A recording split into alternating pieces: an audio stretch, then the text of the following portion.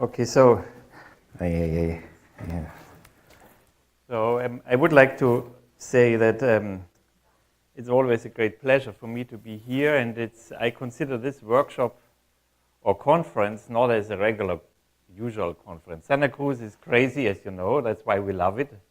You just walk through Pacific Avenue, you see lots of crazy people, and now you see lots of crazy astronomers too. So it's a fun part, and I see it more like a think tank. You come here and you present something crazy, new idea. I wish I did a beautiful job, actually. Usually at the end of the talk, it's being destroyed. And then you come back next year with a better theory. It's again destroyed, and that gives you always the excuse to come back and back and back, and it's wonderful. So in that sense, I'm happy to be here again. And I would like to just talk a little bit about one equation, which I think is not completely understood, which might be very important. This equation, the Tumre Q parameter, basically was, of course, invented by Albert Tumre. Besides many other things, this was one of his genius ideas. Another genius idea was just to run galaxy evolution with 200 particles, and he got a lot of wonderful results, which we can't get even better. And only one man. Exactly. And he did a great job on that, but I want not to focus today on this simple equation, or not so simple equation, and talk a little bit about what it means. Now, just to tell you, there are two terms, and it's almost like the real equation. In the upper part, there are terms which basically stabilize a disk, which is the pressure, it's actually the square root of the pressure, and it's the shear in the disk is the epicyclic frequency squared of 2 times u over r if you have a constant velocity, a constant rotation curve. And on the lower part, you have a destabilizing effect, which is gravity. And so it depends on, of course, if gravity dominates, then the disk will do something, and that's what I would like to discuss. And otherwise, a disk should more or less be stable, and this is determined by this Q parameter. And of course, the Q parameter can become more complex if you add additional components like stars, but I don't want to do this. I want to basically focus on the most simple version, which is shown here. Now, one of the interesting observational findings has been that a Q is close to 1, which is at the edge of stability, as if galaxies in a self-regulated mode like to live there.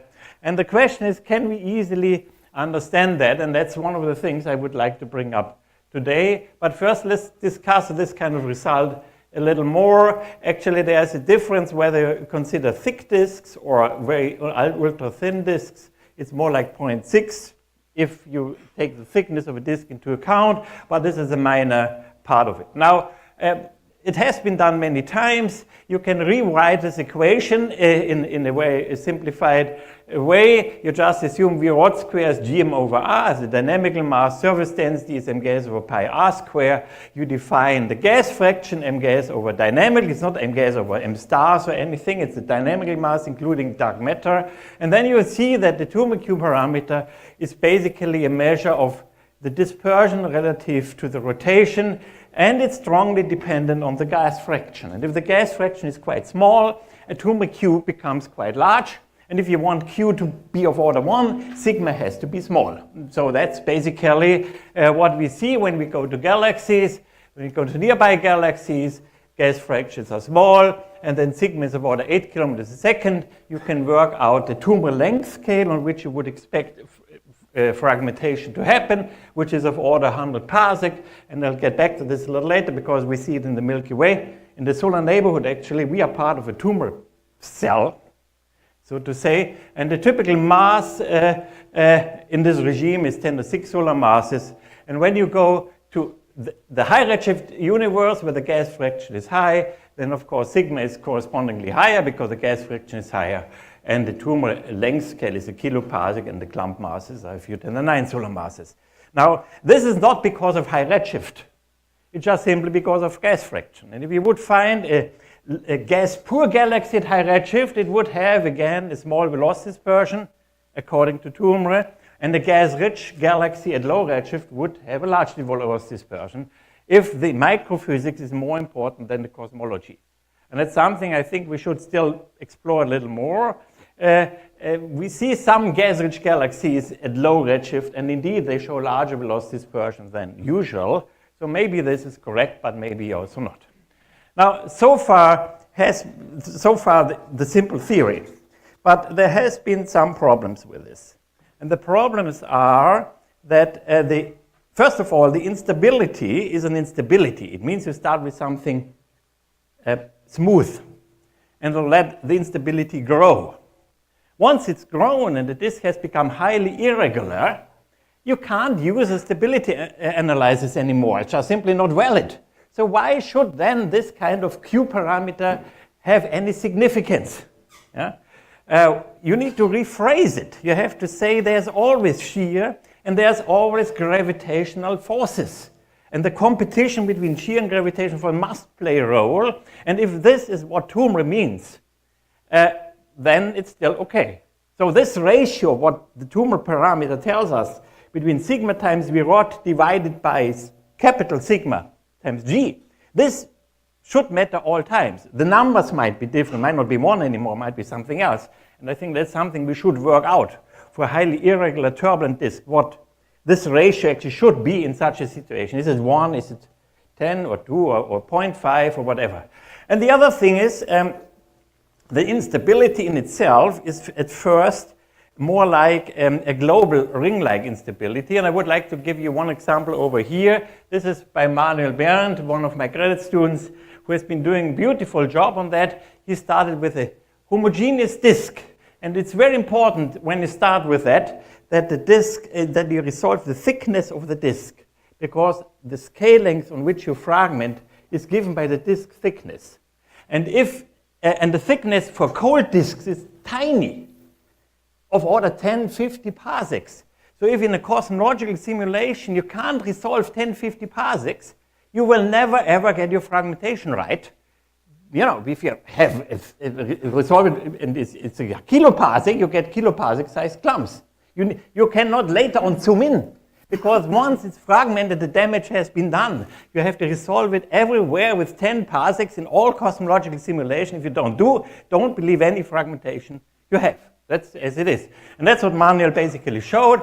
And if you really resolve it, and you need to resolve it with, here resolved it with 19, with 5 tumor length scales, or genes length scales, then you get these rings, and you see the rings, the number of rings is exactly what you would expect from tumor Q, but you see these rings fragment in lots of little objects. And these objects are much, much more than what you would predict from tumor Q. In addition, the masses are much smaller than what tumor Q would be. So you see, tumor doesn't seem to work. But then something else happens. These little fragments begin to organize themselves into larger cells. And fascinatingly enough, these cells, these tumor cells, have exactly the right mass you would expect from tumor instability and the right length scale. So it's not the substructure, this microstructure that's important, is that if you have a gas-rich disk, tumor Q tells you how your substructure organizes itself into larger entities for whatever reasons. I think it's self-organization, very fascinating. I think we should study this a little more. Now, you can see this here too in the simulation, basically, where you see the rings forming. The rings then form these kind of clumps. And then you see later on the clumps, now it's turning actually in the opposite direction. So you need to look from behind. It's the opposite, wasn't it? It was in the other direction. Anyway. So this is Bavaria. The clocks go in the wrong direction in Bavaria. Did you ever realize that? Once you come back. And then you see these clumps, clumps forming. And you see it also here. This is now a projection, a 60 degrees projection. This is what you would see. And if you now actually smooth out the disks and take a smearing similar to what observations would tell you, then indeed you see 5 clumplets, which is almost like what Reinhardt finds, but these are not real. They have this substructure which is not resolved. Now, so you see, this is what happens if you go to different resolution, low resolution, high resolution, low resolution. If you really need this high resolution to see the substructure, otherwise you only see the clumps.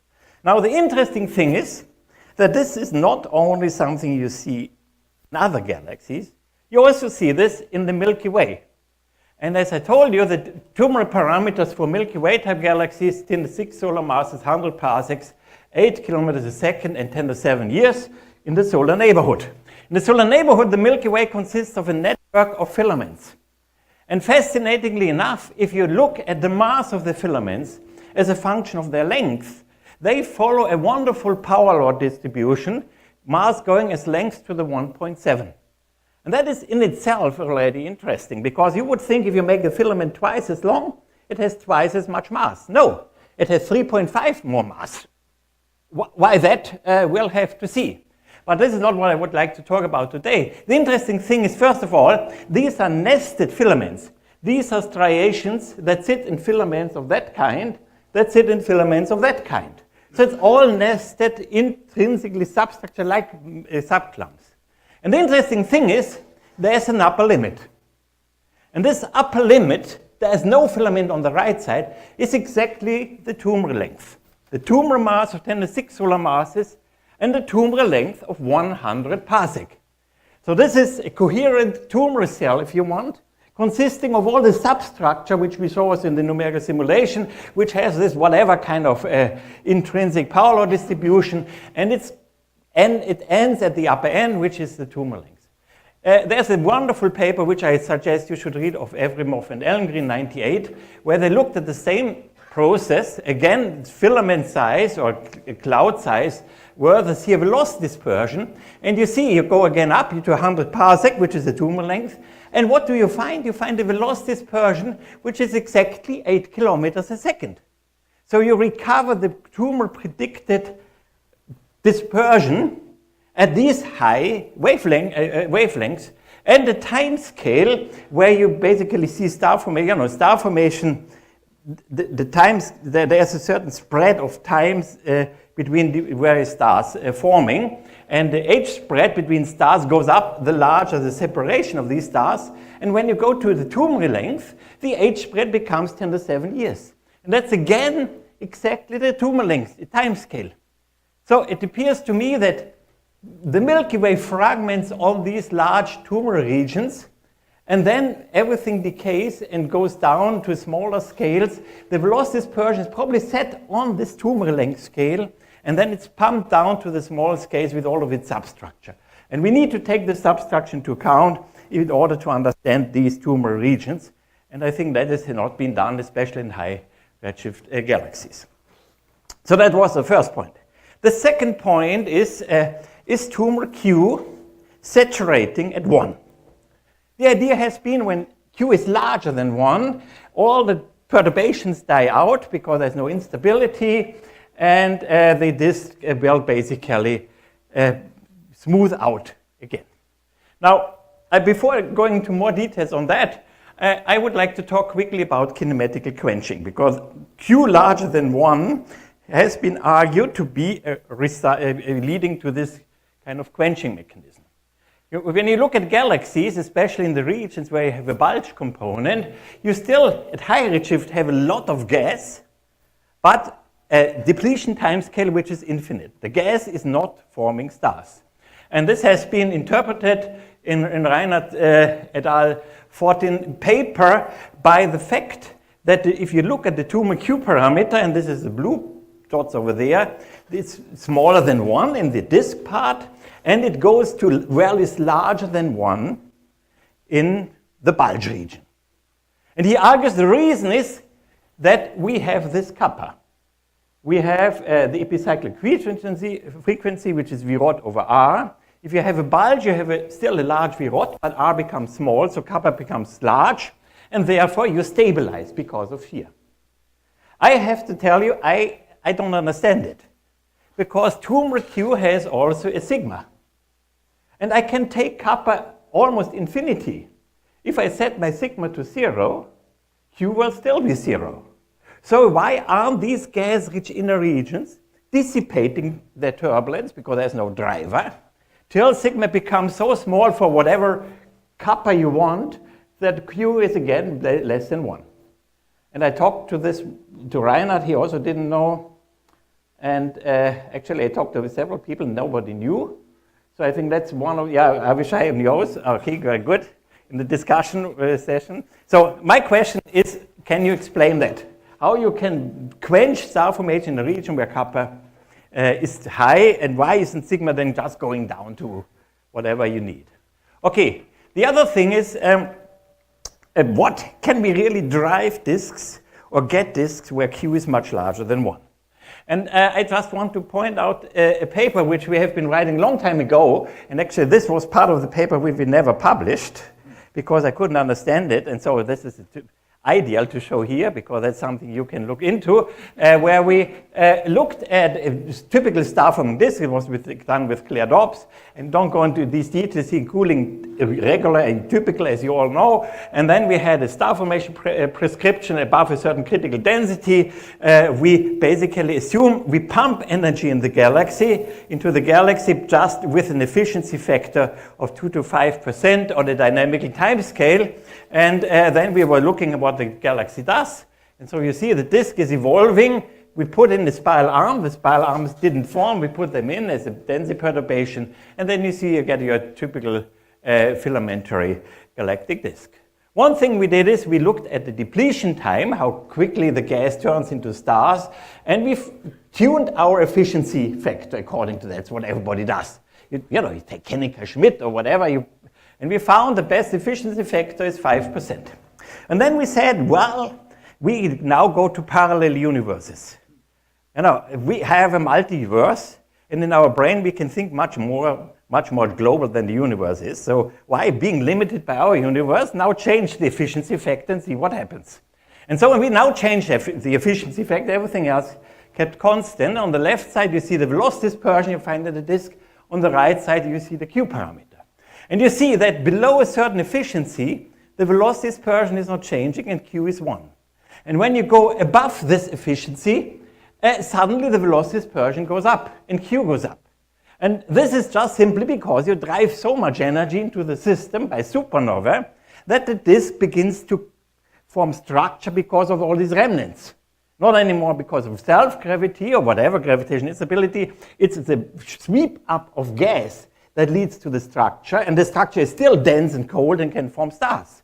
So I think there are two regimes. If you have too much energy input, you are driven by supernova, but then Q can be anything. It's not limited to 1 anymore. And below this value, of course, you are maybe gravity driven. And what I find quite interesting is the fact that the efficiency factor which we need to reproduce the Milky Way star formation sits right there at the transition from gravity-driven to supernova-driven, which makes it hard for us to understand which is true. Probably both is true at the same time. It's like a threshold. And I wonder whether this is an accident or whether maybe the efficiency factor itself is not a free parameter which we can fix. It evolves till the galaxy has found the place where you get both equally participating in energy input.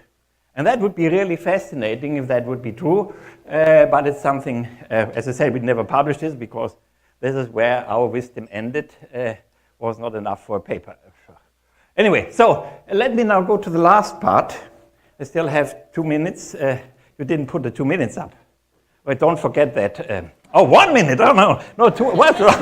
Okay, okay, the last part is quick. It is whether gravitational instability really can shut itself down.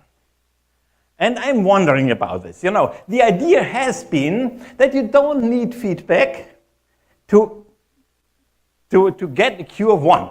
That means if Q is too small, then gravitational instability will rise the velocity dispersion so much till Q comes 1, and then it saturates at some value. There is an old story in Germany which is called Münchhausen. A guy who does things you usually cannot do. And he got stuck in mud. And then he tore himself out on his own hair. Yeah? This appears to me to be like very similar to that. Yeah? Gravitational instability is the most damaging thing you can do. Everything is collapsing. How could the collapse shut itself down? It doesn't make sense to me that easily. In an adiabatic case, it makes sense because you generate thermal energy. But here we keep cold and you drive turbulence. So how can this happen? And I'm not 100% sure that it indeed happens. And I would like to give you one example. Here as we started with a very, very cold disk. The disk was fragmenting, and you see initially it was all the little fragments. The fragments merge into larger and larger pieces, and then we measured the velocity dispersion, and we measured the Q parameter, focus on the red curve, and you see it begins to settle close to 1. So did the disk basically generate random turbulent pressure to stabilize itself? We then looked at where this energy comes from. Here is the potential well of the initial disk in red, and in yellow you see the potential well after the disk has fragmented. And you see lots of deep pots, and these potential wells are just generated by little clumps. Each clump is a deep potential well, and gas is falling into this deep potential well. And of course, that generates kinetic energy. But this kinetic energy is not turbulence. It is not a pressure. It's a radial infall. It's a collapse. And the collapse never stabilizes a disk. So I think usually, or what we want is some sigma that is a pressure term, not a collapse term. But what we maybe find in our gravitationally unstable disk when we measure sigma is actually a collapse, a V radial into local potential wells, which is not a pressure, which cannot stabilize anything. And in fact, I believe that must be true because what is an instability? Gravitational instability leads to lots of clumps. And you have a problem when you form clumps and you continue to form clumps, you run into a problem because at some point you have just clumps left over.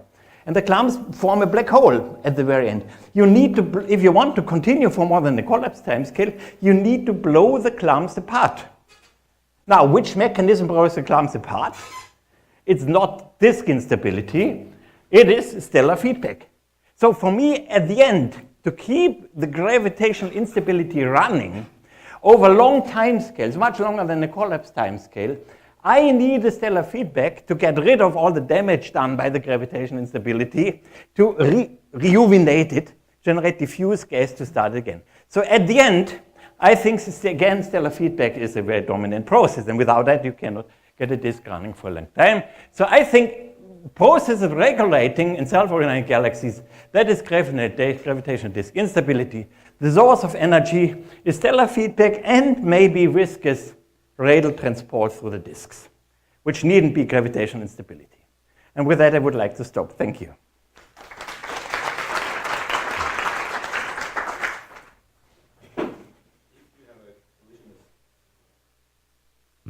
If you have a collisionless disk, though, those radial motions can support clumps. So if you transition to a more stellar-dominated disk, it might work. Well, what happens in a collisionless system, you know, when you collapse something, you can't get rid of the energy, so it realizes. So you get lots of star clusters, local star clusters.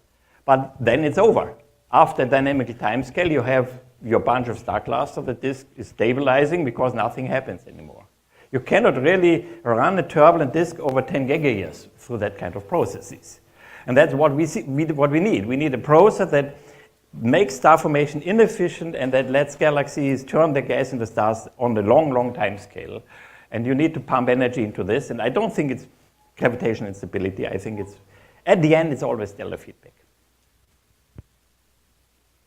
Two comments, Andy. One on this last point, I think there's a third player in the game.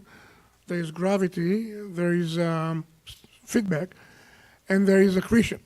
Those disks, especially at high redshift, are not alone. They are constantly bombarded by mergers, streams coming in, and so on. This is a third mechanism to generate turbulence.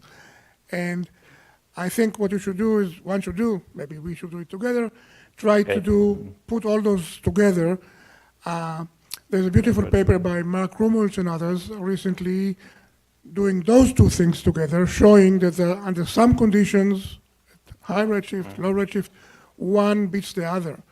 And gravity can win at high redshift, feedback at low redshift, etc. I want to add the accretion history and put everything together. Yeah. Point number 2, about your first part, you nicely introduced the bottom-up scenario for clump formation. But as you know, in our simulations, especially the cosmological ones, it's going bottom-up, top down. And we get the same structure. We get tumor clumps with substructures, but the way it was formed, it was in a different order. We first make, the simulations, first make the big clumps, and then they fragment non-linearly. And my understanding of the difference is how cold your initial conditions are. My impression is that if you're very cold, then you get a very thin, nice ring by tumor instability. And the size of your first clumps is really the size of the thickness of the ring. That dictates the initial clumps, and then they start obeying the tumor conditions. In the cosmological simulations, you are never cold. You're always high dispersion, high turbulence, because you're constantly perturbed by the outside. And this prevents the thickness of the ring to be very small. You already start with a thick ring, and you start with the tumor scale, and then nonlinear effects cause the fragmentation into the same substructure. It's a challenge, and I'm still not convinced you have the resolution, especially the thickness of the disk. No. Of the ring. Yeah, I know, but if you don't resolve the thickness of the disk, you don't resolve the thickness of the ring. The ring is too thick. You don't have 1 parsec resolution. So if the ring wants to condense to 1 parsec thickness, you wouldn't resolve it. So that is something, but I agree, it's, and the first part, accretion, we wrote a long time, 5 years ago, I wrote a paper with Bruce Elmgren on the accretion-driven turbulence, and then it was forgotten by you, because you had better ideas. But I mean, good that you want to come back on that. Okay, time. Sandy had another. Okay. I want to hear Sandy. Okay. Allow me this. This is not a profound question, sorry to disappoint. It's about your last experiment in which you just observed the collapse forming. I was wondering, where is where is the differential rotation in that picture? Yeah, that is. And how would differential rotation disrupt that? Yeah, you're absolutely right. This was a completely cold disk. Was it Was rotating? rotating, but the disk was so cold that it fragmented on very small scales. And so what you get is all of these little nuggets, and they rotate. But you don't. I didn't show the movie. So it's like little. That's what you said. It's like little star clusters rotating. So the disk was so cold that the shear doesn't play any role. You know, in the tumor Q you have the shear term and they have the pressure term. And if you start with something which has 0 pressure, this is so much more dominant than the shear term that everything fragments and doesn't care about shear. So only when you get to Q of order 0.3 and larger does the shear and the pressure compete in disrupting. But isn't that important? It is important, I agree. And and that's what we need to do. So we need to go do a parameter space and see what happens then. I completely agree with you. One has to explore different Q ranges because each Q range has its special physics. I agree. Very good point. Okay, more questions? If we have no more questions, let's thank the speaker again.